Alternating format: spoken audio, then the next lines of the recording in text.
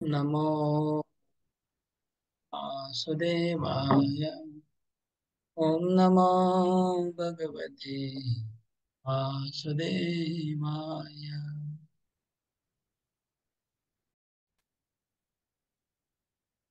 हरे कृष्ण। श्रीमद् भगवद गीता सप्तम अध्याय श्लोक नंबर 13।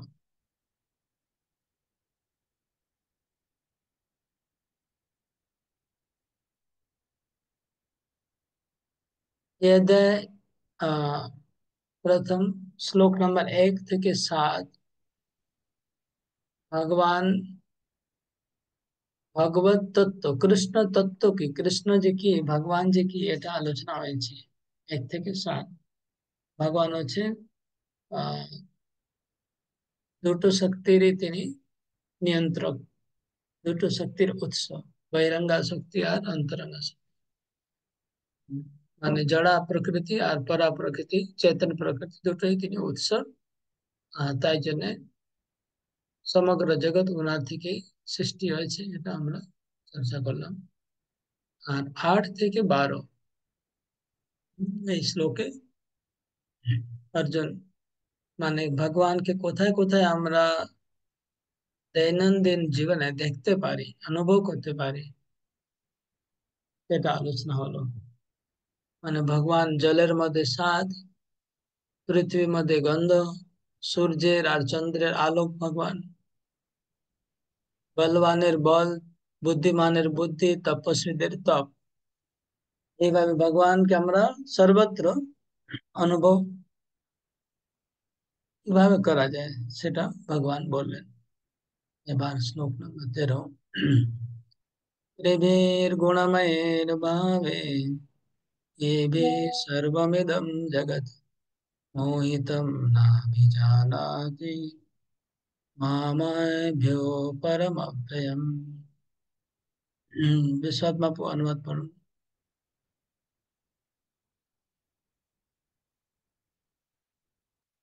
হরে কৃষ্ণ। Very good. সত্য রজ তম তিনটি গুণের দ্বারা মোহিত হওয়ার ফলে সমগ্র জগৎ এই সমস্ত গুণের অতীত ও অব্যয় আমাকে জানতে পারে না। तात्पर्य पढ़ो। হরে কৃষ্ণ। জড়া প্রকৃতির এই তিনটি গুণের দ্বারা সমগ্র জগৎ বিমোহিত হয়ে আছে। জড়া প্রকৃতি ও মায়ার প্রভাবে যারা বিমোহিত তারা বুঝতে পারে না যে ভগবান শ্রীকৃষ্ণ হচ্ছেন এই জড়া প্রকৃতির অতীত। প্রকৃতির প্রভাবে জড় জগতের প্রতিটি জীব ভিন্ন ভিন্ন দেহ প্রাপ্ত হয় এবং ভিন্ন ভিন্ন মানসিক ও দৈহিক গুণাবলীতে ভূষিত হয়। এই গুণের প্রভাবে মানুষেরা 4টি বর্গে বিভক্ত হয়। যারা সত্যগুণের দ্বারা প্রভাবিত তাদের বলা হয় ব্রাহ্মণ, যারা রজগুণের দ্বারা প্রভাবিত তাদের বলা হয় পৈত্র, আর যারা রজ ও তমগুণের দ্বারা প্রভাবিত তাদের বলা হয় শূদ্র বৈশ্য। যারা সম্পূর্ণ তমগুণের দ্বারা প্রভাবিত তাদের বলা হয় শূদ্র। আর তার থেকেও যারা হেয় তারা হচ্ছে পশু। তবে এই বর্ণবিভাগ নিত্য নয়। আমি ব্রাহ্মণ, ক্ষত্র, বৈশ্য কিংবা শূদ্র অথবা যাই হই না কেন, যে কোনো অবস্থাতেই এই জীবনটি অনিত্য। কিন্তু যদিও জীবন অনিত্য এবং আমরাও জানি না পরবর্তী জীবনে কি দেহ আমরা লাভ করব, তবু মায়ার দ্বারা মোহিত হয়ে আমরা আমাদের দেহটিকে আমাদের স্বরূপ বলে মনে করি এবং ভাবতে শুরু করি যে আমরা আমেরিকান, রাশিয়ান, ভারতীয় কিংবা ব্রাহ্মণ, হিন্দু, মুসলিম আদি। এইভাবেই যখন আমরা জড় গুণের দ্বারা আবদ্ধ হয়ে পড়ি তখন সমস্ত গুণের অন্তরালে যে ভগবান শ্রীকৃষ্ণ আছেন তা আমরা ভুলে যাই। তাই ভগবান শ্রীকৃষ্ণ বলেছেন, জড়া প্রকৃতি 3 গুণের দ্বারা বিমোহিত হয়ে মানুষ বুঝতে পারে না যে এই সমস্ত বিশ্ব চরাচরের উৎস হচ্ছে পরম পুরুষোত্তম ভগবান স্বয়ং। পশু পক্ষী, মানুষ, গন্ধর্ব, কিন্নর, দেবদেবী আদি প্রতিটি বিভিন্ন জীবই জড়া প্রকৃতি দ্বারা প্রভাবিত এবং এরা সকলেই অপ্রকৃত পরমেশ্বর ভগবানকে ভুলে গেছে। যারা রজ ও তমগুণের দ্বারা আচ্ছাদিত, এমনকি যারা সত্যগুণে সম্পূর্ণ, তারাও পরম তত্ত্বের নির্বিশেষ ব্রহ্ম উপলব্ধির ঊর্ধ্বে যেতে পারে না। শ্রী ভগবান, যিনি পরম পুরুষ, যার মধ্যে পরিপূর্ণ শ্রী ঐশ্বর্য, জ্ঞান, বীর্য ও যশ ও বৈরাগ্য বিদ্যমান, সেই ষড়ৈশ্বর্যপূর্ণ সবিশেষ ভগবানের সামনে তারা বিভ্রান্ত হয়ে পড়ে। সুতরাং যারা সত্ত্বগুণে অধিষ্ঠিত রয়েছে তারাও যখন এই তত্ত্বকে বুঝতে পারে না, তখন রজ ও তমগুণের দ্বারা আচ্ছাদিত জীবের সম্বন্ধে আর কি আশা করা যেতে পারে? কৃষ্ণ ভাবনান্বিত বা কৃষ্ণ ভক্তি হচ্ছে জড়া প্রকৃতির এই তিনটে গুণের অতীত। আর যারা সর্বতভাবে কৃষ্ণ ভাবনায় মগ্ন হয়ে আছেন তারাই হচ্ছেন প্রকৃত মুক্ত। হরে কৃষ্ণ প্রভু, প্রণাম। হরে কৃষ্ণ। তাহলে চারটি বর্ণের লোকেরা কোন কোন গুণ দ্বারা প্রভাবিত, কে বলতে পারবে? হাত তুলুন। চারটি বর্ণের লোক কোন কোন গুণের দ্বারা প্রভাবিত? হ্যাঁ, শ্যামাশ্রী মাতাজি বলুন। হরে কৃষ্ণ প্রভু। ব্রাহ্মণ হচ্ছেন সত্যগুণের দ্বারা প্রভাবিত, ক্ষত্রিয় হচ্ছে রজগুণের দ্বারা প্রভাবিত, আর বৈশ্য হচ্ছে রজ এবং তমগুণের দ্বারা প্রভাবিত, আর শূদ্র হচ্ছে তমগুণের দ্বারা প্রভাবিত। ওকে, ভালো, ঠিক আছে, এটা সবাই মনে রাখবেন। ওকে, এটা প্রশ্ন আছে, মানে হোমওয়ার্ক মধ্যে এটা প্রশ্ন আছে, এটা মনে রাখবেন। আর আর একটা প্রশ্ন করছি, সবাই শুনবেন প্রশ্ন, তারপরে উত্তর দেবেন। যারা শতগুণে আছে, যারা শতগুণে, তারা ভগবানকে কি উপলব্ধি করেন, কিরকম উপলব্ধি করেন? আর কিরকম উপলব্ধি করেন না, কিরকম করতে পারেন, কিরকম করতে পারেন? কে বলবে? হাত তুলুন, তারপরে জিজ্ঞেস করবো। যারা শতগুণে অধিষ্ঠিত তারা ভগবানকে কি উপলব্ধি করেন? পরেশ প্রভু বলুন। হরে কৃষ্ণ প্রভু, ধন্যবাদ, প্রণাম। শতগুণে যারা অধিষ্ঠিত তারা ভগবানকে, মানে ভগবানের যে একটা রূপ আছে সেই রূপ ভেবে তারা ভগবানের সেবা করে।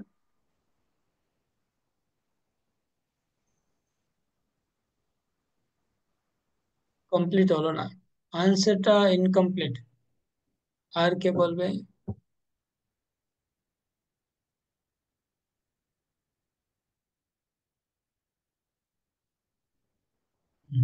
তো বললে হাত তুলুন। হরে কৃষ্ণ প্রভু, অনেক প্রণাম। হ্যাঁ, বলুন। শতগুণে যারা থাকে তাদের ভগবানকে স্বয়ং ওরা মিলিত দেখতে পায়। ওরা শতগুণে থাকলে যে এক গুরু মহারাজ, এনারা থাকে বড় বড় বড় হাতের জন্য বড় বড় এত শতগুণে থাকে। তারা হরে কৃষ্ণ প্রভু। তারা কি দেখতে পারে? আবার বলুন। ভগবানকে তারা মানে স্বয়ং দেখতে পারেন না, মিলিত হতে পারে, দেখতে পারেন। এটা আপনার নিজের মন থেকে বলছেন, এটা তো তাৎপর্যে লেখা আছে কি? আমি জিজ্ঞেস করছি তাৎপর্য থেকে। হুম, তো আপনার নিজে মনে হলো এরকম, এই জন্য আপনি বলছেন। আমরা আলোচনা করছি তাৎপর্যের মধ্যে লেখা আছে উত্তরটা, ওটা বলতে হবে। জাস্ট আপনি যেটা বলছেন তার ঠিক বিপরীত আনসার হবে, বিপরীত, উল্টো উল্টো আনসার। হরে ওকে, কৃষ্ণ এত প্রভু। যা। হ্যাঁ, বলবো কি বলছে সুখদেব দেবী ব্রজগোপী মাঝি? প্রভু, শক্তি, ঐশ্বর্য, জ্ঞান, বীর্য, যশ, বৈরাগ্য বিদ্যমান এই সরসৌর্য পূর্ণ সর্বিশেষ ভগবানের সামনে তারা বিভ্রান্ত হয়ে পড়ে। সুতরাং যারা শতগুণে না না, আপনি অধিষ্ঠিত রয়েছে। রিডিং করছেন না, ঠিক আছে, আপনি নিজে থেকে বলুন, রিডিং করতে হবে না। আপনি কি এটা উপলব্ধি করেছেন সেটা বলবেন, বুঝেছেন কি সেটা বলুন। কি বুঝলেন? শতগুণের লোকরা কি উপলব্ধি করে? হরে কৃষ্ণ প্রভু। এই যে এখানে দুইজন হাত তুলেছে, ওদেরকে প্রথম চান্স দেবো, অদ্রিজা মাতাজি আর তারপরে কল্পনা মাতাজি। যারা বলে প্রভু। সত্যগুণে অধিষ্ঠিত আছে তারা এমনকি রজগুণ তমগুণ সবাই নির্বিশেষ ব্রহ্মের উপরে যেতে পারে না। তারা সবিশেষ ব্রহ্মের সামনে বিভ্রান্ত হয়ে যায়। তাই জন্য তারা কখনো নির্বিশেষ ব্রহ্মের উপরে উঠতে পারে না। তো ওটাই ওদের সীমারেখা। জি, ঠিক আছে, কল্পনা মাতাজি। হ্যাঁ প্রভু, আমি এই কথাই বলছিলাম যে পরম তত্ত্বে ব্রহ্মতে উপলব্ধি হতে যেতে পারে না আর কি, মানে সত্যগুণে যারা। কোথায় যেতে পারে না? আবার বলুন। ব্রহ্ম উপলব্ধির ঊর্ধ্বে যেতে পারে না। হ্যাঁ, ভেরি গুড, খুব ভালো। দুইজনে ভালো বলেছেন, মাতাইও ভালো বলেছেন, আর আদ্রিজাও ভালো বলেছে।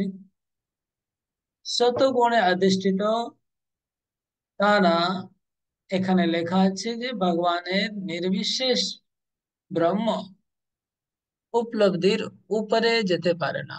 তারা ব্রহ্মের নির্বিশেষ উপলব্ধি করে, তারা ভগবানের নির্বিশেষ ব্রহ্মের উপলব্ধি করে, তারা সবিশেষ উপলব্ধি করতে পারে না।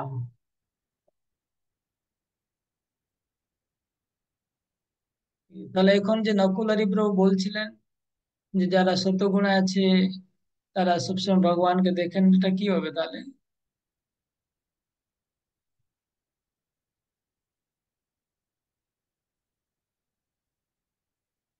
এটা কি বোঝা গেল? সবাই বুঝতে পেরেছেন এই পয়েন্টটা? হ্যাঁ, পয়েন্টটা সবাই বুঝতে পেরেছেন?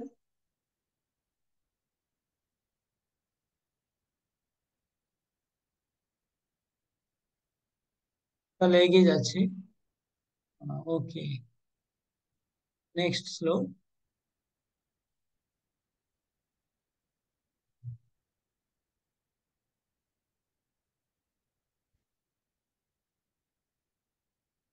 दैवी एषा गुणमयी माया दुरत्या मामेव ये प्रपद्यन्ते मायामेतां तरन्ति ते। अनुवाद श्यामश्री माताई बोलो।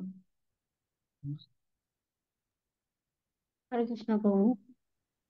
অনুবাদ: আমরা এই দৈবী মায়া ত্রিগুণাতীত এবং তা দুষ দূরতিক্রমণীয়া, কিন্তু যারা আমাতে প্রপত্তি করেন তারাই এই মায়া উত্তীর্ণ হতে পারেন। ওকে, আমি দেখছি সবাই প্রশ্ন উত্তর পরীক্ষার ইন্টারেস্ট আছে ভালো, লেকিন বোঝার ইন্টারেস্ট কত ভক্তের আছে আমি বুঝতে পারছি না। যে কেউ বুঝতে চায় এর মধ্যে, সেরকম ভক্ত সংখ্যা একটু কম আছে। হ্যাঁ, এই জন্য কোনো প্রশ্ন আসছে না। আমি যখন বলছি যে শতগুণ লোকেরা নির্বিশেষ ব্রহ্ম ছাড়া কিছু উপলব্ধি করতে পারে না, আহ, অথচ সবাই মানে উল্টো বলেছিল আগে যে না, তারপরে আমি বললাম এটা, তারপরেও কোনো কারো মুখে কোনো প্রশ্ন নেই, কোনো জিজ্ঞাসা নেই, কিছু নেই। তার মানে জানার ইচ্ছা খুব কম, এটাই বোঝার ইচ্ছা কম। ওকে, এই শ্লোকটা হচ্ছে দেবী এষা গুণময়ী মম মায়া দুরত্য মামেব ये প্রপদ্যন্তে মায়ামেতাম তরন্তি তে। এই শ্লোকটা কিন্তু মুখস্থ করার জন্য আছে, এটা খুব ইম্পর্টেন্ট। আহ পিছনে শ্লোকে ভগবান বললেন ত্রিভীর গুণময়ের ভাবের এবি সর্বমিদম জগৎ মোহিতম নাভি জানাতি মামেভ্যো পরম অভ্যম। সারা জগৎ তিনটা গুণের দ্বারা মোহিত, আর যারা তিনটা গুণে মোহিত তারা, আমি যে তিন গুণের ঊর্ধ্বে সেটা, তাকে আমাকে তারা চিনতেই পারে না, বুঝতেই পারে না, এটা পুরো বললেন। এই শ্লোকে বলছি যে আমার এই ত্রিগুণময়ী মায়া অত্যন্ত দূরতিক্রমণীয়। তিন গুণের দ্বারা এমন ভাবে সবাই মোহিত হয়ে গেছে যে কেউ আমাকে একদম জানতে পারে না, কৃষ্ণ বলছে। কিন্তু মামেব ये প্রপদ্যন্তে মায়া মেতাম তরন্তি। যদি কেউ আমার শরণাগত হয় তাহলে সে এই মায়াকে অতিক্রম করতে পারবে, তা না হলে এই মায়াটা সারা জগৎ মোহিতম, পুরো জগৎ বলছে, ভগবান বলছে ত্রিভীর গুণময়ের ভাবে এ ভি সর্বম ইদম জগৎ, মানে পুরো জগৎ ব্রহ্মা থেকে চিঠি পর্যন্ত, এন্টায়ার ইউনিভার্স, সব মানুষ হোক, দেবতা হোক, পশু পাখি সবাই তিনটা গুণের দ্বারা মোহিত আছে। এই জন্য কেউ ভগবানকে জানতে পারে না। আর যদি কেউ জানতেও পারে, যেমন সত্যগুণের লোকেরাও জানতে পারে, সত্যগুণ মধ্যে ইনক্লুড আছে, সত্যগুণ লোকেরাও ভগবানকে জানতে পারে না। তারা জানতে পারলে শুধুমাত্র ভগবানের নির্বিশেষ ব্রহ্ম পর্যন্ত, তার উপরে তারাও করতে পারে। কেন? যেহেতু সবাই এই দুরতিক্রমণীয় মায়া শক্তি দ্বারা প্রভাবিত। তাৎপর্য পড়ুন মাধবী। তাৎপর্য: পরমেশ্বর ভগবান অনন্ত দিব্য শক্তির অধীশ্বর এবং সেই শক্তিরাজি দিব্যগুণ সম্পন্ন। যদিও জীব তার সেই শক্তি সম্ভূত এবং তাই দিব্য, কিন্তু জড়া শক্তির সংস্পর্শে আসার ফলে তাদের সেই প্রকৃত দিব্য স্বরূপ আচ্ছাদিত হয়ে পড়েছে। এইভাবে জড়া শক্তির প্রভাবে আচ্ছাদিত হওয়ার ফলে জীব তার বন্ধন থেকে মুক্ত হতে পারে না। পূর্বেই বলা হয়েছে যে ভগবান শ্রীকৃষ্ণের থেকে উদ্ভূত হওয়ার ফলে চিন্ময় পরাশক্তি ও জড়া অপরাশক্তি উভয়ই নিত্য। জীব ভগবানের নিত্য পরাশক্তির অংশ, কিন্তু অপরা প্রকৃতি বা মায়ার বন্ধনে আবদ্ধ হয়ে পড়ার ফলে তার মোহ নিত্য।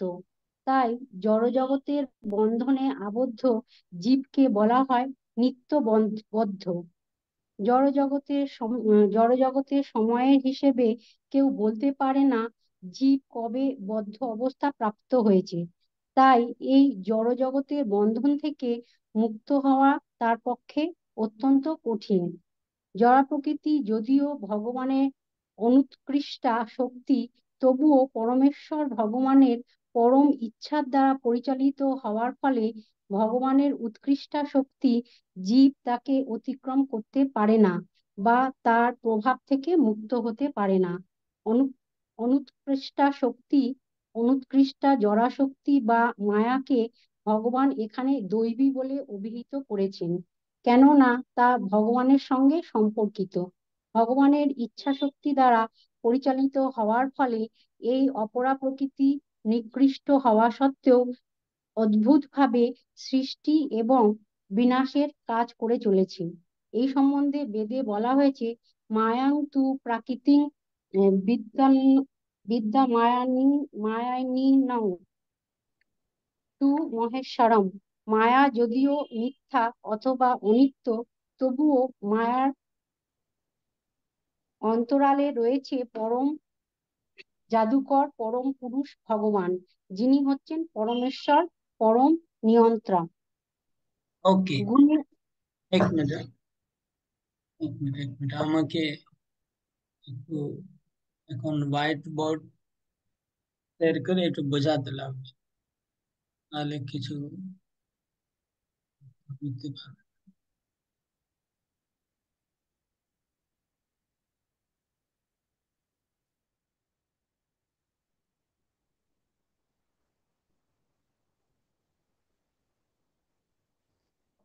এখানে তাৎপর্য যেটা আলোচনা হচ্ছে, বা একটু দিকে তাকাবেন হোয়াইট বোর্ডে।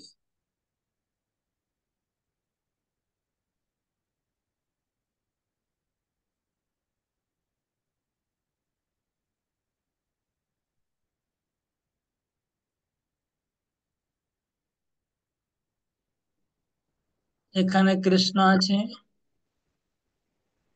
ওকে।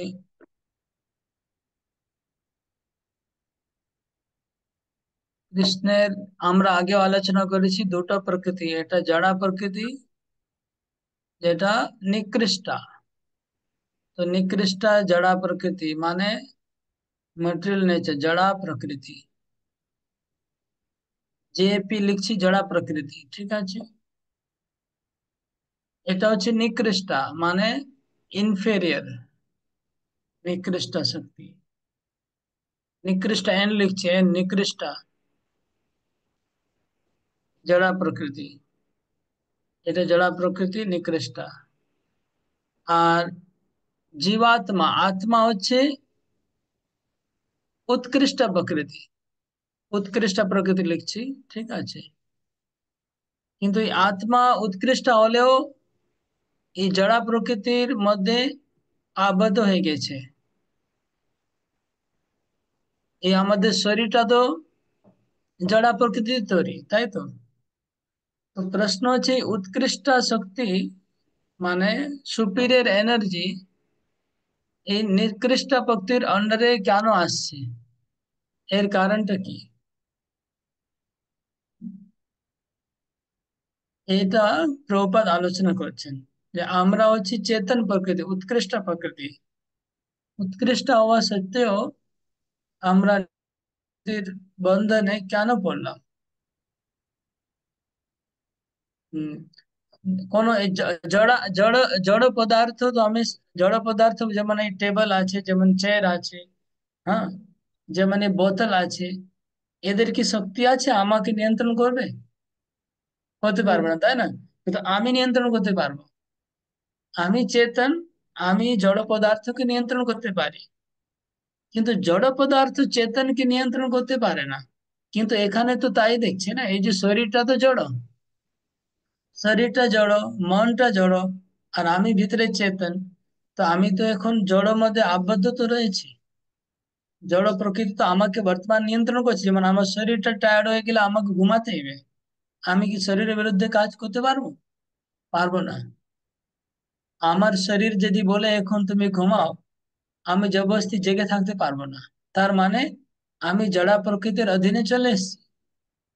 শরীর যদি আমাকে বলে এখন, মানে যা কিছু খিদা পেয়েছে তো আমাকে খেতেই হবে, হ্যাঁ। শরীর আমার বৃদ্ধ হয়ে গেছে, তো আমি আর সিঁড়ি উঠতে পারবো না, কিন্তু আত্মা তো বৃদ্ধ হবে না, কিন্তু জড় শরীর বৃদ্ধ হয়ে গেছে। তাহলে এই চিন্ময় আত্মা জড়া প্রকৃতির অধীনে কি করে চলে এসেছে?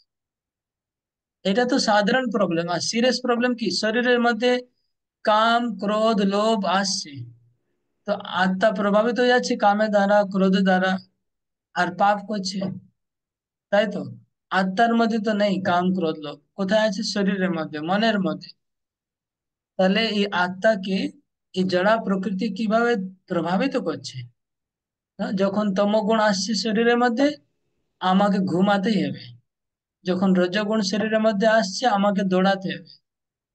তো এই যে আমাকে শরীর আমাকে নিয়ন্ত্রণ করছে, প্রকৃতির তিনটা গুণ, এটা জড় গুণ, কিন্তু চেতন আত্মাকে নিয়ন্ত্রণ কেন করছে কে বলতে পারবে? এটা অলরেডি আলোচনা হয়েছে তাৎপর্যে, কিন্তু আপনারা বলুন তাৎপর্য থেকে, কে বলবে হাত তুলবেন। তাৎপর্যে প্রভুপাদ স্পষ্ট ভাবে বলেছেন এর কারণটা কি। মন দিয়ে যদি পড়েন তাহলে অবশ্যই বুঝতে পারবেন। কেউ হাত তুলছে না, কেউ হাত তুলছে না, কেউ জানে না।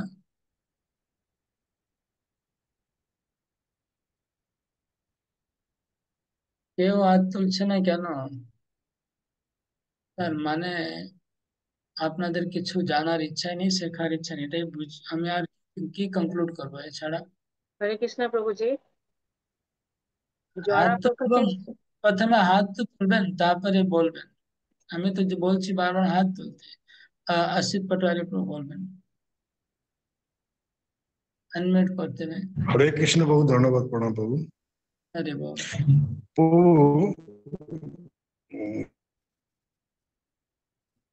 জড়াপ্রকৃতিতে জীব থাকা সত্ত্বেও উম, জীবকে মায়ার দ্বারা এমনভাবে প্রভাবিত করে ফেলছে। জীব ভগবানের যে শক্তি আছে সেটা হচ্ছে মায়া শক্তি, এই শক্তি দ্বারা জীব প্রভাবিত হয়ে যাচ্ছে, যার ফলে জীব চেতন শক্তি হওয়ার ফলেও মায়া শক্তি দ্বারা পরাভূত হয়ে যাচ্ছে। হ্যাঁ। তো প্রশ্ন হচ্ছে যে মায়া শক্তি হচ্ছে জীব থেকে নিকৃষ্ট, জীব উৎকৃষ্ট, মায়া নিকৃষ্ট। তাহলে একটা উৎকৃষ্ট শক্তি, উৎকৃষ্ট এই বডি উপরে কে হাত দিল? বডি উপরে কে হাত দিয়েছে? হাত দিয়ে চেক কে করেছে? তো জীব একটা উৎকৃষ্ট শক্তি হয়েও নিকৃষ্ট শক্তি মায়া তাকে কি করে অধীন করে দিল? এটা হচ্ছে প্রশ্ন। একটা মাত্র প্রপাত ওখানে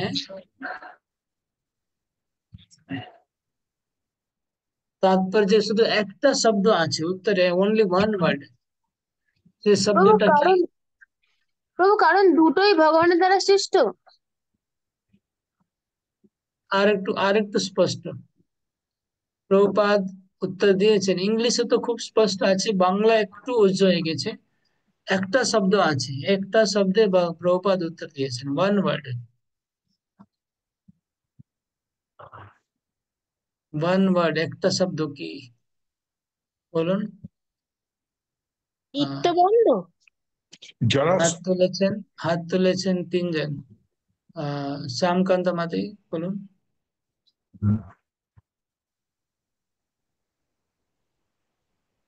শ্যামকান্ত মাঝি হাত তুলেছেন, তাহলে বলুন, নাহলে আবার হাত প্রভু, রেখে দিন। এখানে জড়া প্রকৃতিকে দৈবী বলা হয়েছে, ভগবানের জড়া প্রকৃতি সেটি দৈবী। ওকে, কোথায় বলা আছে দেবী? প্রভু সেকেন্ড প্যারাগ্রাফে, ফার্স্ট তাই, প্যারাগ্রাফে লাস্টে প্রভু। আমি আমি ইংলিশটা বলছি, আমার কাছে ইংলিশ আছে। প্রভুপাদ জি, being conducted by divine will, ভগবানের দিব্য ইচ্ছা শক্তিতে নিয়ন্ত্রিত হচ্ছে। although inferior, যদিও নিকৃষ্ট, act so wonderfully, অতি আশ্চর্যভাবে কাজ করে। এটা প্রথম উত্তর, ঠিক আছে? যে মায়া শক্তি, আচ্ছা উপরে আছে supreme will, even though the material nature is in inferior energy, যদিও মায়া শক্তি নিকৃষ্ট শক্তি, because material energy is ultimately conducted by supreme will, ভগবানের পরম ইচ্ছা দ্বারা নিয়ন্ত্রিত হচ্ছে। তাই জন্য বদ্ধ জীবকে, ঠিক আছে, পরম ইচ্ছা, উত্তর হচ্ছে ডিভাইন উইল বা সুপ্রিম উইল। একবার সুপ্রিম উইল আছে, একবার ডিভাইন উইল, মানে পরম ইচ্ছা বা দৈবী ইচ্ছা। ভগবানের পরম ইচ্ছা দ্বারা যেহেতু মায়া শক্তি নিয়ন্ত্রিত হচ্ছে, তাই জন্য যদিও নিকৃষ্ট হচ্ছে, কিন্তু জীবাত্মাকে কন্ট্রোল করতে পারছে। ওকে, এটা প্রথম। দ্বিতীয় প্রশ্ন হচ্ছে, নিচে আরেকটা পয়েন্ট আছে, দেখুন।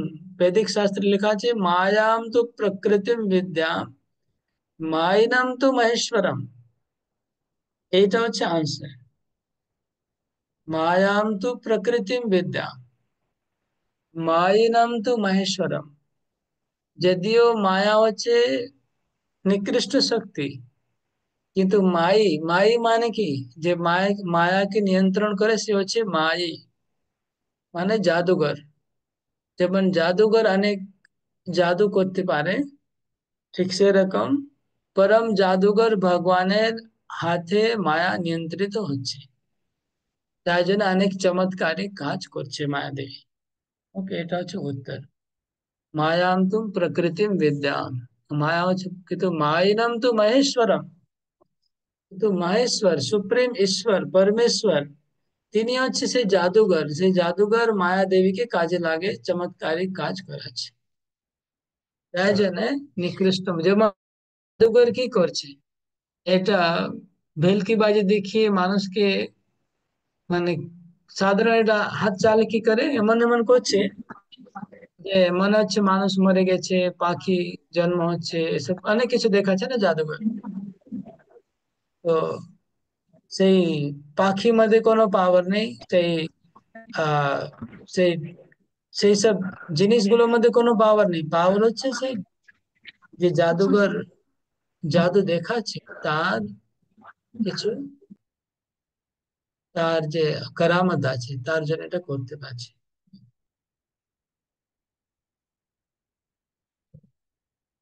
আর একটা প্রশ্ন হচ্ছে, কেন জীবাত্মাকে নিত্যবদ্ধ বলা হয়েছে? কে উত্তর দেবে? জীবাত্মাকে নিত্যবদ্ধ কেন বলা হয়েছে?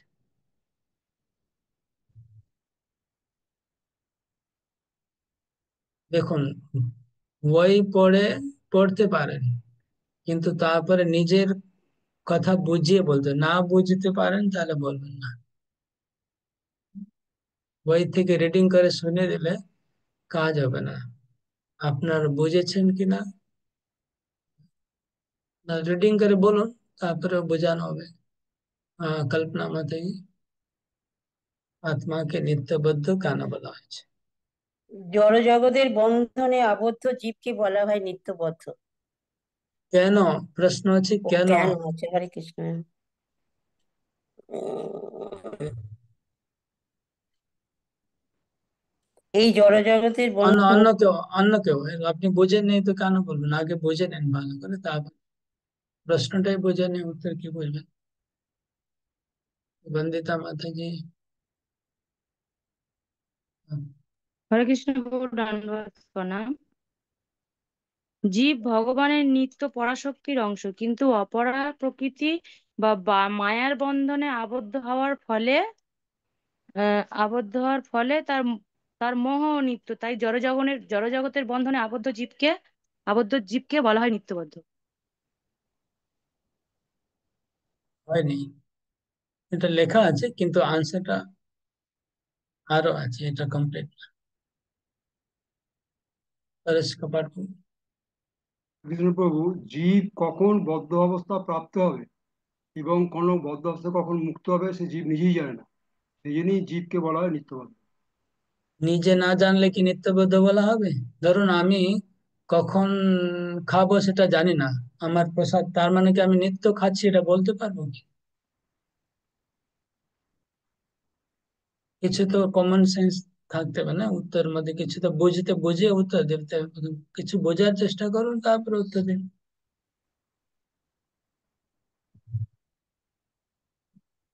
কেউ যদি জানে না কখন আমি কি করছি, তার মানে কি নিত্য শব্দ এড হয়ে যাবে?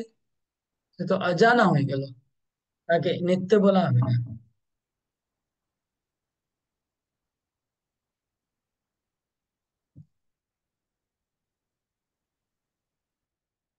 তাৎপর্য আছে, এত ভক্ত আছে, সবাই পড়ুন, কেউ বলতে পারছে না কেন? প্রভুপাদ তো ভালো করে লিখে দিয়েছেন, তার না লিখে থাকতেন তো আলাদা ব্যাপার।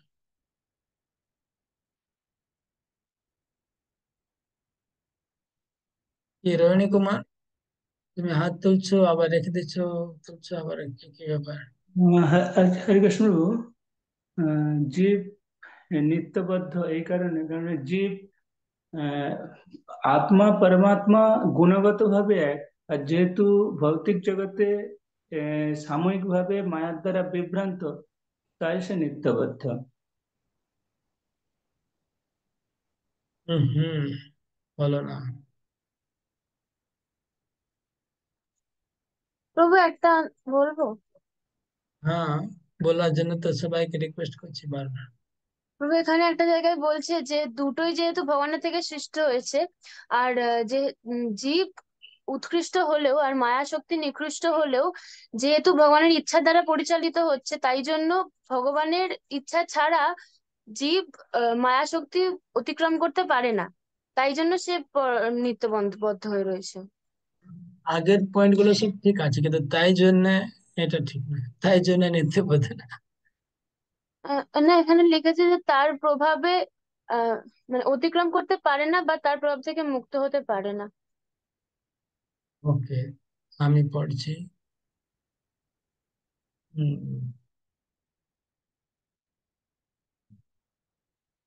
আহ,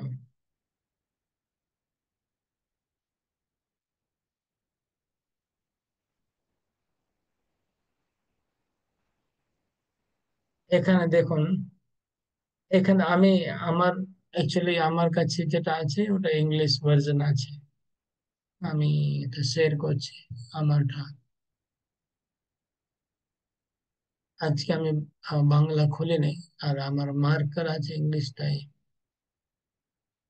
এখানে দেখুন, দ্য লিভিং এন্টিটিস, এখান থেকে গ্রিন মার্ক করেছি আমি, এখান থেকে আর একটু আর একটু বেঁকে যেতে পারি।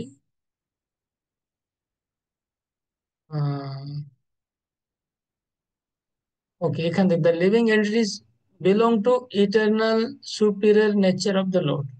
জীবাত্মা ভগবানের নিত্য পরা প্রকৃতির অন্তর্গত। ঠিক আছে, জীবাত্মা ভগবানের নিত্য चिन्मय अथवा पर, but due to contamination by inferior nature, কিন্তু জড়া প্রকৃতির কলুষতার প্রভাবে there illusion is also eternal. এই শব্দটা দেখুন, তাদের মোহটাও নিত্য। এটা একটা পয়েন্ট, একজন বলেছিলেন এটা, এটা একটা পয়েন্ট হলো, আমি বললাম এটা ইনকমপ্লিট বললাম, আমি রং বলিনি। তো এটাও একটা পয়েন্ট আছে যে এখানে যেহেতু দেয়ার ইলুশন ইজ অলসো ইটারনাল, এই পয়েন্টটা আন্ডারলাইন করুন।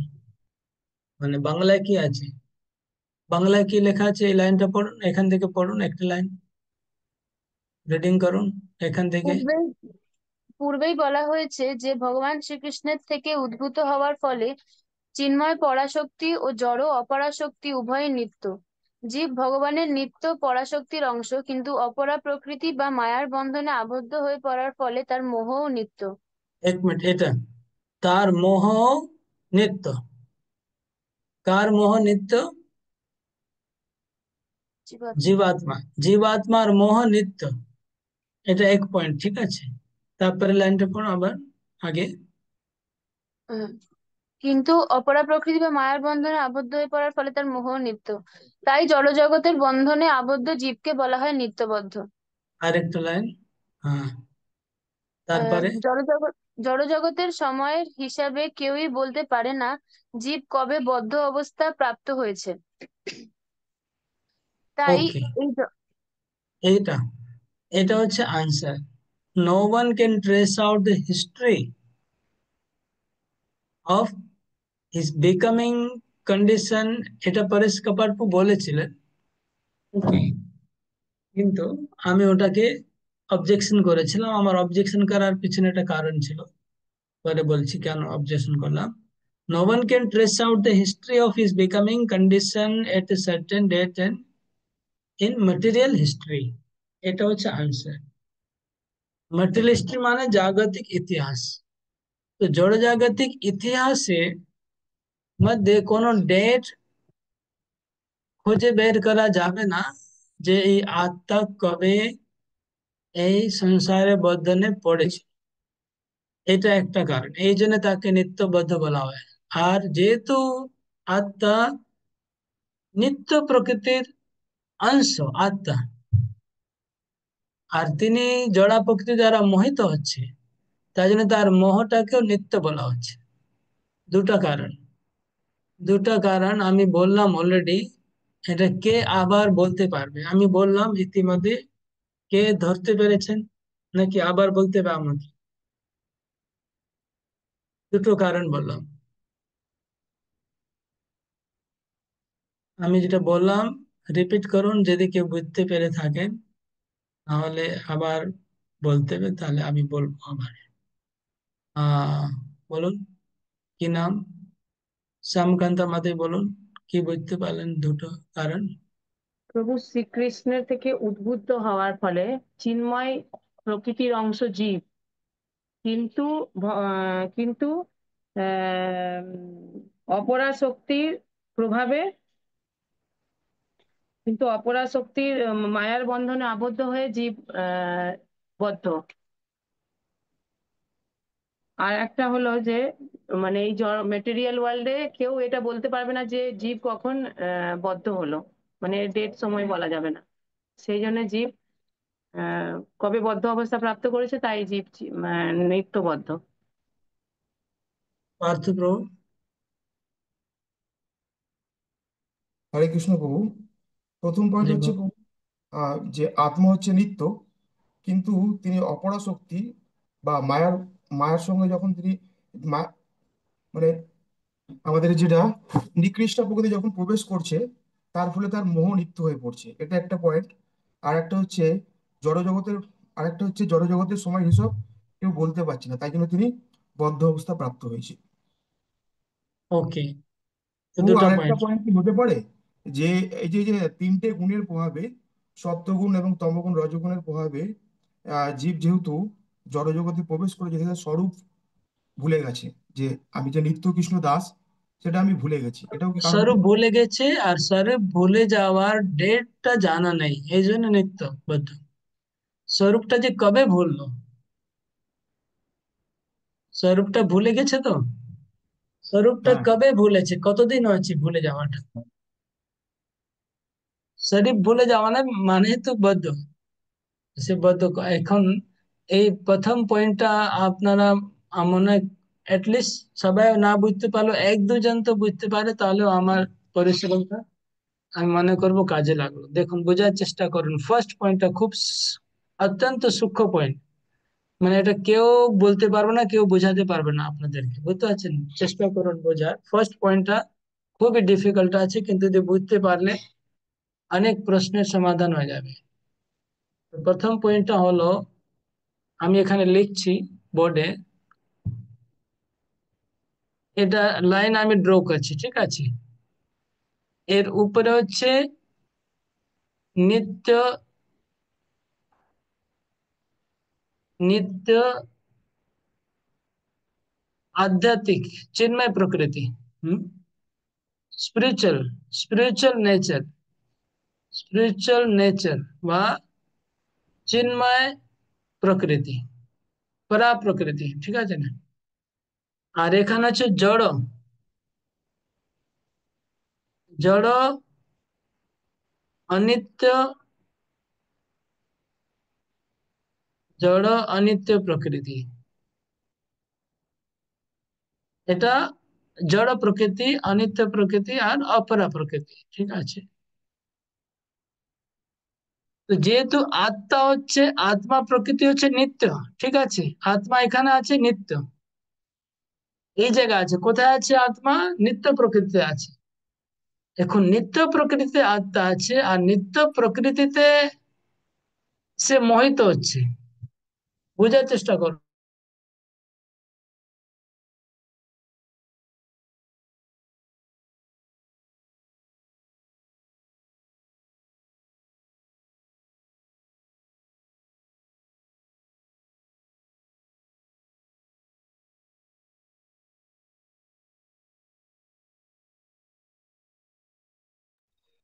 কোনো শোনা যাচ্ছে না। বইটা ছেড়ুন, এদিকে তাকান, কে বলছে শুনুন আমার কথাটা। এই বোর্ডটা দেখুন, আমি কে বলছি। এখানে এই উপরে সবকিছু নিত্য, এর উপরে সবকিছু নিত্য, এখানে কোনো জড় জিনিস নাই, ঠিক আছে? এখানে আত্মাও নিত্য, আর এখানে আত্মাকে জড়া প্রকৃতির প্রভাবে প্রভাবিত হলো, মোহিত হলো আত্মা। তো মোহিত হলো, আত্মা কোথায় ছিল? নিত্য প্রকৃতিতে। তাহলে এখানে যে নিত্য প্রকৃতি, এখানে যে তার মোহ স্পর্শ করে, তাহলে তার মোহটা নিত্য হলো।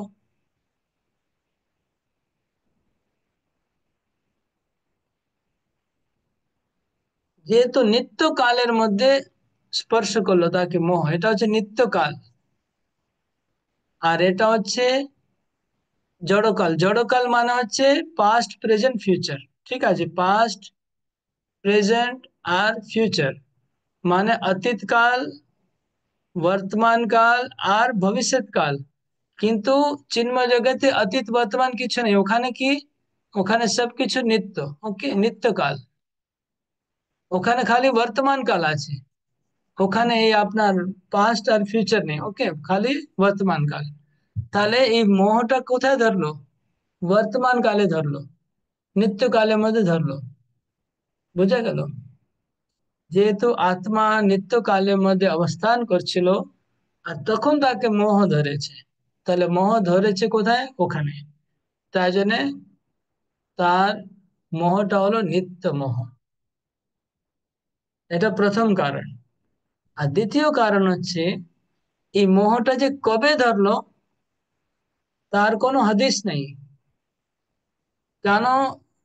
ডেট পাওয়া যাবে না। ডেট কি করে পাওয়া যাবে? ডেট যদি এই জড় জগতের মধ্যে মোহ ধরবে, তাহলে ডেট করা যাবে, বুঝতে পারছেন? এখানে যদি মোহ ধরে, তাহলে আপনারা হিসাব করতে পারবেন কি পাস্ট প্রেজেন্ট ফিউচার এখানে আছে। এখানে যদি পাস্ট প্রেজেন্ট ফিউচার নেই, তাহলে এখানে কোনো ডেট ধরা যাবে না চিন্ময় জগতে। তাই জন্য তার ডেট নেই, এই জন্য অনাদি অনাদি কর্ম ফলে পড়ি মায়া, অনাদি কর্ম ফলে পড়ি ভাবার নব জলে, মানে কবে থেকে পড়েছে? অনাদিকাল। অনাদি মানে কি? অনাদিকাল থেকে মায়া মধ্যে আমি পড়ে আছি, তাহলে অনাদিকাল মানে কত কাল? তার মানে কোনো হিসাব নেই। কে বুঝতে পেরেছে? কে বুঝতে পারলো?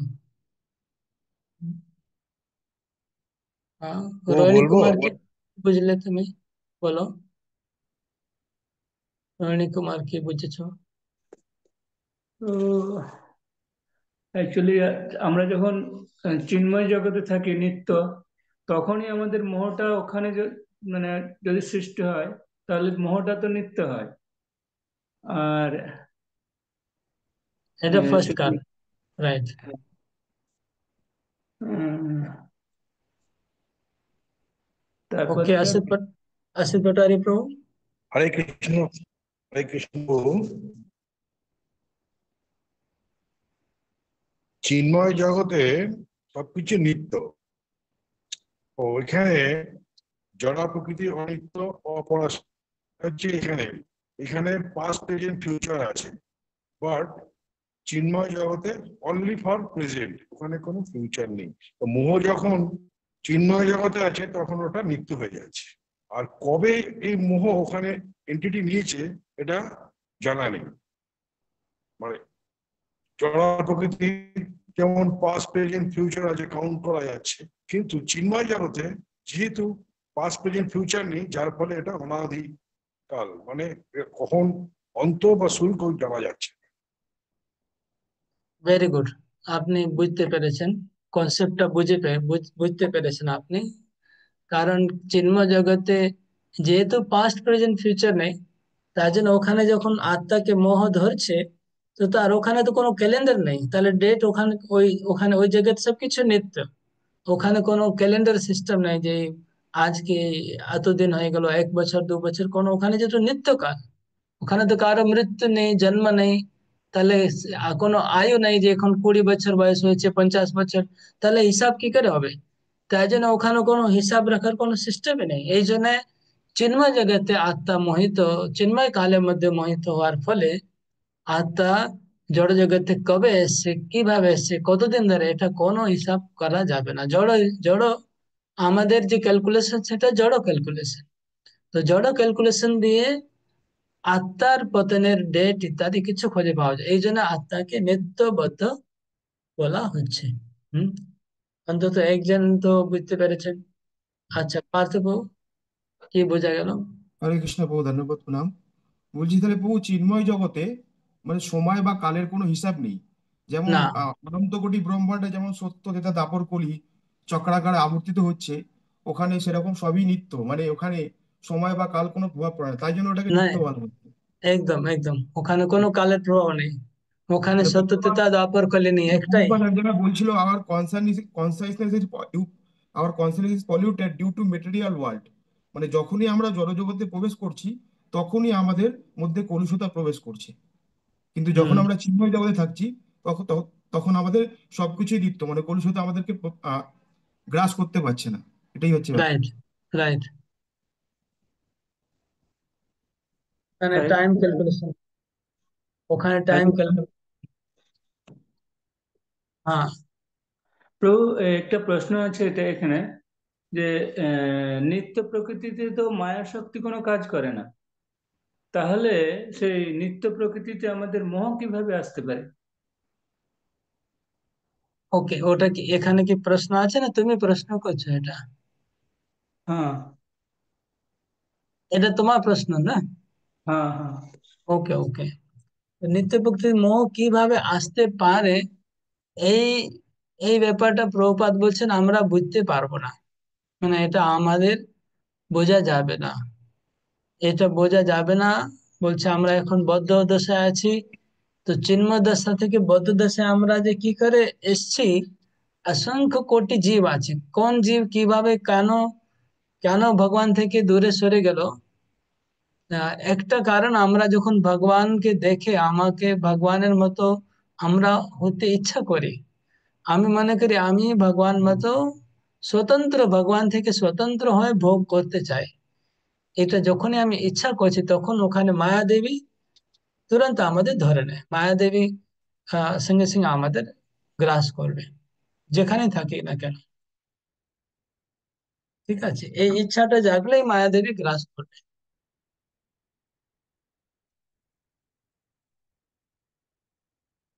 যখনই আমরা ভোগ ইচ্ছা করি মায়াদেবী আমাদের গ্রাস করে। তো এই পয়েন্টটা কয়েকজন বুঝতে পেরেছেন, সবাই বুঝতে পেরেছেন কি জানি না। এটা কি প্রশ্ন মধ্যে আছে? আমি যে প্রশ্ন শেয়ার করেছি ওর মধ্যে আছে কি নাই? হ্যাঁ প্রভু, আছে। মানে প্রশ্ন আছে, আবদ্ধ জীব জীবকে নিত্যবদ্ধ কেন বলা হয়, ব্যাখ্যা করে। ওকে, অ্যাকচুয়ালি আবদ্ধ মানে জীবকে নিত্যবদ্ধ, এটা গুগলে ট্রান্সলেট করতে গেলে অনেক সময় উল্টা পুল্টা ট্রান্সলেশন হয়ে যায়। ওই প্রভু আবদ্ধ শব্দটা বাদ দিয়ে বদ্ধ জীব লিখতে হবে। বদ্ধ জীব খালি জীবাত্মা লিখতে হবে, জীবাত্মা নিত্যবদ্ধ কেন বলা। ওকে, কি বলছেন? প্রভু, এই 14 নম্বরের থেকে আপনি যে প্রশ্ন দিয়েছেন তাতে আহ 4টে প্রশ্ন আছে। 1 নম্বর কি? প্রশ্ন ছিল মামেব শব্দের তাৎপর্য ব্যাখ্যা করো। হ্যাঁ, 4টা প্রশ্ন পড়ুন, কি কি আছে 4টা প্রশ্ন। 1 নম্বর আমি ইংরেজিটা বলছি। 1 নম্বর, তারপরে আপনার বাংলা। 1 নম্বর বলছে এক্সপ্লেন দ্য ওয়ার্ড নিরগ্ন। আচ্ছা, হ্যাঁ, না ভুল বললাম। এক্সপ্লেন দ্য ওয়ার্ড, এই explain the significance of the term মামেরু, সেটা আমি বাংলা ওটা তো করেছি। ওটা তো মামেরু 4 নম্বর, আপনি প্রথমে 1 নম্বর পড়বো না কোশ্চেন। 1 2 3 4 আছে। হ্যাঁ, 14 নম্বর থেকে আপনার প্রথম প্রশ্ন হচ্ছে ওইটাই, 10 নম্বর প্রশ্নে আছে। আচ্ছা, তারপরে প্রশ্ন। তারপরে 11 নম্বর হচ্ছে explain why conditional soul is called নিত্যবদ্ধ। অর্থাৎ যেটা আমি বলেছিলাম যে আবদ্ধ জীব, আপনি বলেন জীবাত্মাকে নিত্যবদ্ধ কেন বলা হয়, যেটা আপনি এখন এক্সপ্লেন ওকে করলেন। ওকে, পরেরটা। তারপরে বলছে explain why, explain why material nature is defined herein as divine with reference to the verse and purport। এটা বলছি। আমি যে বাংলা যেটা করেছি সেটা হচ্ছে কেন জড়া প্রকৃতিকে দিব্য বলা হয়েছে। দেবী কেন বলা হয়েছে? দেবী ও, প্রকৃতি, দেবী আছে না শ্লোকের মধ্যে, হ্যাঁ কি হ্যাঁ লেখা হ্যাঁ আছে? হ্যাঁ, দেবী দেবী দেবী স দেবী দেবী। গুণময়ী মম মায়া দুরত্য। দেবী মানে ডিভাইন, ডিভাইন কেন বলা হয়েছে? আচ্ছা আচ্ছা, জড়া প্রকৃতিকে কেন দৈবী বলা হয়েছে। আর হুম। একটা প্রশ্ন আছে, explain the analogy of the man bound by the hand and feet. এটা ঠিক মানে কি করে, মানুষের হাত পা রশি দিয়ে বাঁধা, এটা ঠিক বুঝতে পারিনি, মানে কি। হ্যাঁ, ওটা বোঝা যাবে না, এটা পরে, এখন পড়া হয়নি, ওটা নিচে প্যারাগ্রাফে আছে। ওকে। এই তো 4টে প্রশ্ন আছে 14 নম্বর থেকে। হ্যাঁ, এখন অনেক বাকি আছে, আমরা তো অর্ধেকটাই তাৎপর্য পড়েছি, অর্ধেকটা বাকি আছে। আহ আগে রিডিং করুন, কে রিডিং করছিল? তো আমি করছিলাম। হ্যাঁ। গুণ শব্দের আরেকটি অর্থ হচ্ছে রজ্জু। এর থেকে বোঝা যায় যে মায়া এ সমস্ত রজ্জুর দ্বারা বদ্ধ জীবকে দৃঢ়ভাবে বেঁধে রেখেছে। যে মানুষের হাত পা দড়ি দিয়ে বাঁধা, সে নিজেকে মুক্ত মুক্ত সে নিজে মুক্ত হতে পারে না। মুক্ত হতে হলে তাকে এমন কারো সাহায্য নিতে হবে, হয় যিনি নিজে মুক্ত। কারণ যে নিজেই বদ্ধ, সে কাউকে মুক্ত করতে পারে না। অর্থাৎ মুক্ত পুরুষেরাই কেবল অপরকে মুক্ত করতে পারেন। ওকে, একবার দাঁড়ান। গুণ, গুণ শব্দের একটা অর্থ হচ্ছে কি? রজ্জু, দড়ি। ঠিক আছে, তো আপনারা দেখেছেন ওই দড়ি কিভাবে তৈরি করতে দেখেছেন? দড়ি বানানো হয়, দড়ি বানাতে কারা কারা দেখেছেন? দড়ি বানিয়েছেন নিজের হাতে, কে কে? হাত তুলুন। হাত তুলতে মানে এইভাবে না, ভার্চুয়াল হাত তুলুন। কারা কারা দড়ি বানাতে দেখেছেন বা দড়ি বানিয়েছেন?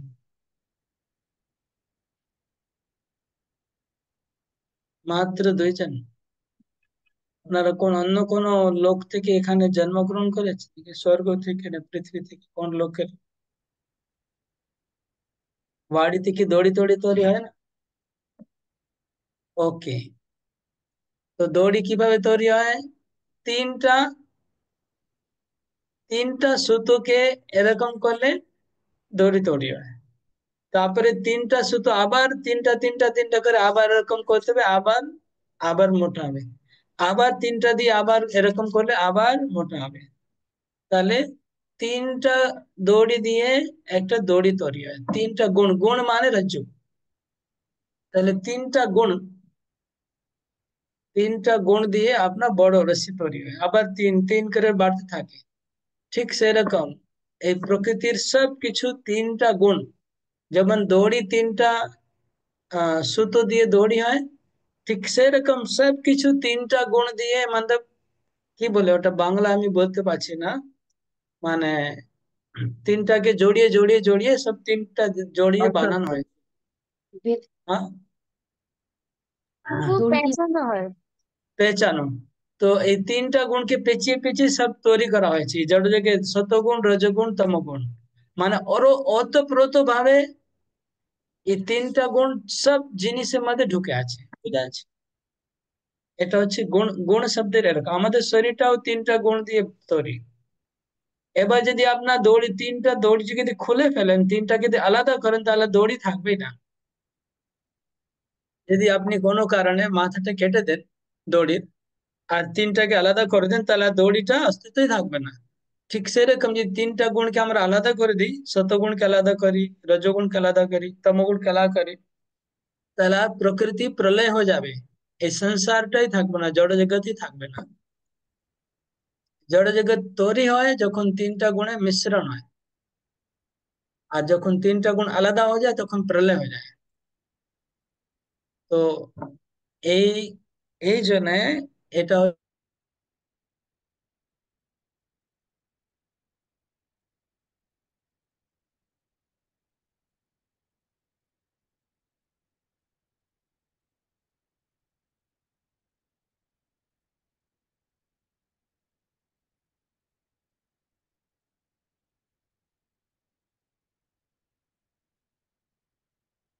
তবু সাউন্ড আসছে না। খুলতে পারবে। তার মানে একটা বদ্ধজীব আর একটা বদ্ধজীবকে হেল্প করতে পারে না, একটা মুক্ত আত্মা শুদ্ধ ভক্তই বদ্ধজীবকে মুক্ত করতে পারবে। এটা হচ্ছে এই প্রশ্নের উত্তর, যেটা উনি জিজ্ঞেস করছিলেন একটু আগে, বোঝা যাচ্ছে না। আগে আগে রিডিং করুন, আর একটু বাকি আছে। তাই ভগবান শ্রীকৃষ্ণ অথবা তার প্রতিনিধি শ্রী গুরুদেবই কেবল বদ্ধজীবকে জড়বন্ধন থেকে মুক্ত করতে পারেন। এই ধরনের পরম সাহায্য ব্যতীত জড়া প্রকৃতির বন্ধন থেকে মুক্ত হওয়া যায় না। ভক্তিযোগ বা কৃষ্ণ ভাবনা এই মুক্তির পরম সহায়ক হতে পারে। শ্রীকৃষ্ণ হচ্ছেন মায়া শক্তির অধীশ্বর, তাই তিনি যখন এই অলঙ্ঘনীয় মায়াকে আদেশ দেন কাউকে মুক্ত করে দিতে, মায়া তৎক্ষণাৎ তার সেই আদেশ পালন করেন। জীব হচ্ছে ভগবানের সন্তান, তাই জীব যখন ভগবানের শরণাগত হয়, তখন ভগবান তার অহেতুকী করুণাবশে পিতৃবৎ স্নেহে তাকে মুক্ত করতে মনস্থ করেন, এবং তিনি তখন মায়াকে আদেশ দেন তবে তাকে মুক্ত করে দিতে।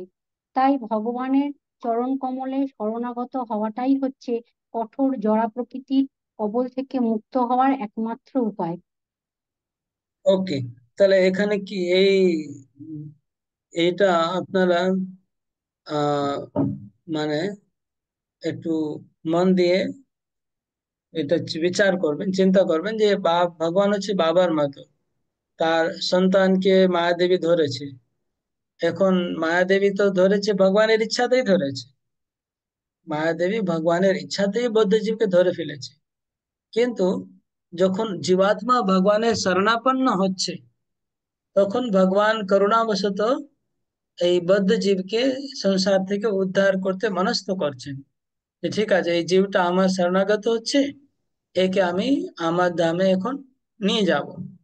তখন ভগবান মনস্থ করার পরে ভগবান মায়া দেবীকে আদেশ দিচ্ছেন যে তুমি এই জীবাত্মাকে ছেড়ে দাও। তখন মায়াদেবী জীবাত্মাকে ছাড়বে। তার মানে যতক্ষণ ভগবান কৃপা করবে না কোনো জীবকে, যতক্ষণ কোনো জীব ভগবানের শরণাগত হচ্ছে না, ততদিন মায়াদেবীর চঙ্গুল থেকে বের হওয়ার কোনো রাস্তা নেই।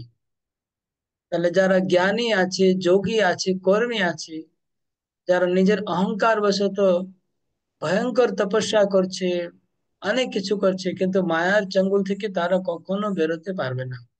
যতক্ষণ ভগবানের শরণাগত হবে না, মানে ভক্ত হতেই হবে। জ্ঞানী বা যোগী হলে মায়ের চঙ্গুল থেকে বেরোতে পারবে না, কেননা ভগবানের শরণাগত হওয়া মানেই ভক্ত। লাস্ট প্যারাগ্রাফ, লাস্ট যে মাম চতুর্থ যে প্রশ্ন আছে, চতুর্থ প্রশ্ন, তার উত্তর এখানে আছে, পড়ুন। মাম এব কথাগুলিও তাৎপর্যপূর্ণ। মাম মানে শ্রীকৃষ্ণকে বা বিষ্ণুকেই বোঝায়, ব্রহ্মা কিংবা শিব নয়। যদিও ব্রহ্মা এবং শিব অসীম শক্তি সম্পন্ন এবং তারা প্রায় বিষ্ণুর সমকক্ষ, কিন্তু ভগবানের এই রজগুণ ও তমগুণে গুণাবতারেরা কখনো জীবকে মায়ার বন্ধন থেকে মুক্ত করতে পারে না। পক্ষান্তরে বলা যায়, ব্রহ্মা এবং শিবও মায়ার দ্বারা প্রভাবিত, বিষ্ণুই কেবল মায়াধীশ। তাই তিনি কেবল বদ্ধ জীবকে মায়ার বন্ধন থেকে মুক্ত করতে পারেন। এই সম্বন্ধে বেদে শ্বেতা শ্বেতা শ্বেতাম্ব শ্বেতাশ্বেতস্বর উপনিষদে ৮.৩ প্রতিপন্ন করা হয়েছে তমেব বিদিতা, অর্থাৎ শ্রীকৃষ্ণকে জানার মাঝেই কেবল জড়বন্ধন থেকে মুক্ত হওয়া যায়। স্বয়ং মহাদেব স্বীকার করেন যে বিষ্ণুর কৃপার ফলেই কেবল মুক্তি লাভ করা যায়। তিনি বলেছেন, মুক্তি প্রপদ্যন্তা সর্বে সর্বেষাং বিষ্ণু এব ন সংশয়ং। ভগবান শ্রীকৃষ্ণই যে সকলের মুক্তিদাতা, সেই সম্বন্ধে কোনো সংশয় নেই। তাহলে এই শ্লোকে ভগবান বলছেন, দেবী এষা গুণময়ী মম মায়া দুরত্যা মামেব ये প্রপদ্যন্তে মায়ামেতাম তরন্তি তে। মামেব, মা মানে আমাকে, এব মানে একমাত্র, একমাত্র আমাকে শরণাগত হলেই এই মায়া থেকে মুক্ত হতে পারবে। হাত লেগে গেল, একমাত্র কেন? এক, মাম এবং কেবল মাত্র আমাকে শরণাগত, এর মানে কি? এর মানে হলো কৃষ্ণ বলছে যে কেবল কৃষ্ণকে শরণাগত হলেই আমরা মায়াদেবী মুক্ত হবে। এমনকি ব্রহ্মা এবং শিব তারা ভগবানের প্রায় সমকক্ষ, সমকক্ষ না, প্রায় সমকক্ষ, ঠিক আছে? ব্রহ্মা আর শিব বিষ্ণুর সমকক্ষ নয়, কত সমকক্ষ? প্রায় প্রায় সমকক্ষ। তো প্রায় সমকক্ষ হওয়া সত্ত্বেও তারা জীবকে মুক্তি দিতে পারে না। কেন? তারা রজগুণ আর তমগুণের গুণাবতার। তাহলে গুণাবতারেরা বলতে, যে গুণাবতার মানে যে তিনটা গুণের আলোচনা করা হলো, সেই গুণের অবতার। তাহলে গুণাবতারেরা কখনো জীবকে মুক্ত দিতে পারবে না। শিব নিজে বলেছেন, কি বলেছেন? মুক্তি প্রদাতা সর্বেশাং বিষ্ণুরেব ন সংশয়। একমাত্র বিষ্ণুই মুক্তি দিতে পারবে, আর কেউ দিতে পারবে না। নিজে শিব নিজেই বলেছেন এই কথাটা। তাই জন্য মামেব কথা তাৎপর্যটা, এটা হচ্ছে তাৎপর্য। ওকে, তাহলে এই শ্লোকটা আর তাৎপর্য অতি গুরুত্বপূর্ণ। এক একটা লাইন থেকে এক একটা তত্ত্ব, সিদ্ধান্ত বেরোচ্ছে। তো অনেকগুলো সিদ্ধান্ত এই শ্লোকে আমরা বের করলাম, আর সবার উপরে প্রশ্ন আছে। প্রভু, আমার একটা প্রশ্ন আছে। হুম। বলছি, বিষ্ণু তো সত্যগুণের গুণাবতার, তাহলে সত্যগুণে থাকলে কি মুক্ত হওয়া যাবে?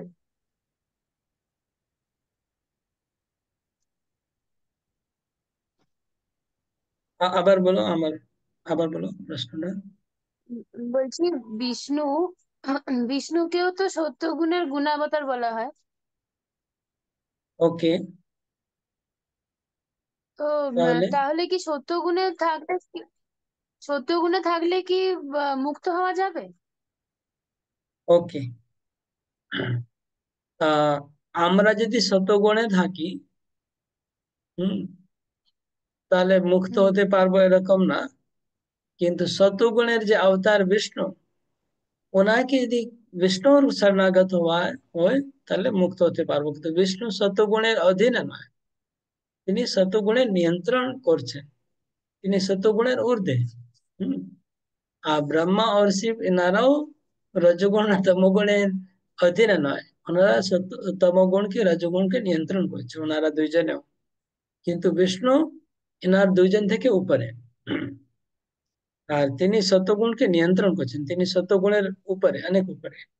তাই জন্য ওনার শরণাগত হলে আমরা যদি সত্যগুণে থাকি আর বিষ্ণুর শরণাগত হই, তাহলে আমরা মুক্তি লাভ করতে পারবো। আচ্ছা,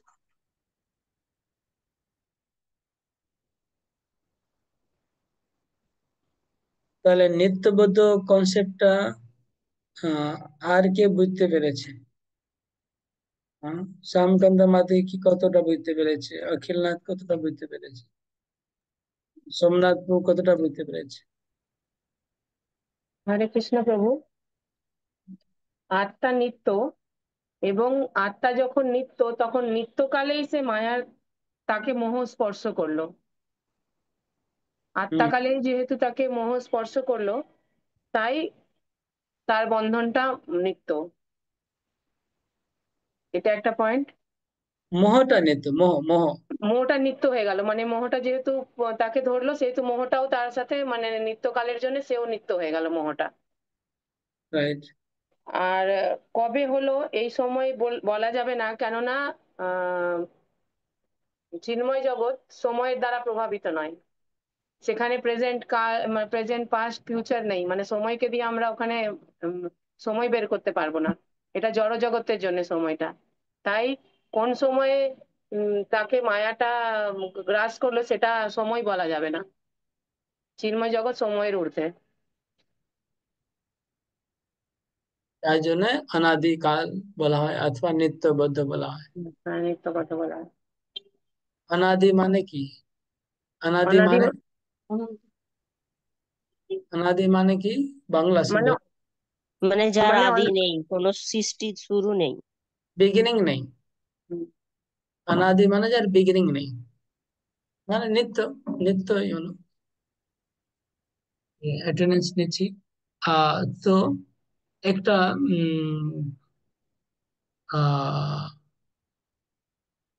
প্রপোজাল এসেছিল যে আমরা ক্লাসের সময় নিয়ে একটু প্রপোজাল ছিল। আগে মতো আমরা যদি স্যাটারডে কত টাইম, আমরা কি টাইম ভ্রমণের পর করছিলাম আগে ক্লাসটা? 3 আগে ঘন্টা টাইম ছিল, কি ছিল? 3 ঘন্টা ছিল। হরে থেকে কৃষ্ণ। টাইমটা কোন 4 to 7 কোন সময়